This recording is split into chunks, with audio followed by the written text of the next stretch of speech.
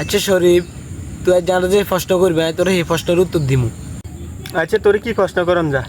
আচ্ছা তোর মাথা যাই প্রশ্ন করার যা রে। আচ্ছা তুই বড় হইলে কি হইবি? বল আমি ডাক্তার হমু। ডাক্তার হইবি? ডাক্তার হইবি কিনলেন? ডাক্তার মানছে কি রে, মানুষের সেবা দিমু, ফ্রিতে চিকিৎসা দিমু। তুই কিনলেন ফ্রিতে চিকিৎসা দিবি, মানুষের তো টিয়া লই চিকিৎসা দেয়। আচ্ছা আর অন্য মানুষের কথা কই লাভ আছে নি, আমি মানুষের ফ্রিতে চিকিৎসা দিমু।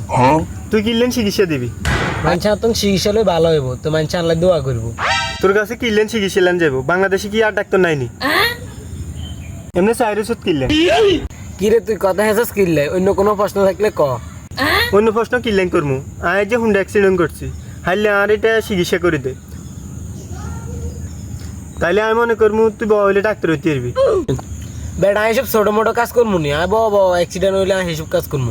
যা বেটা, তুই বড় হইলে ডাক্তার হইতে পারতি না।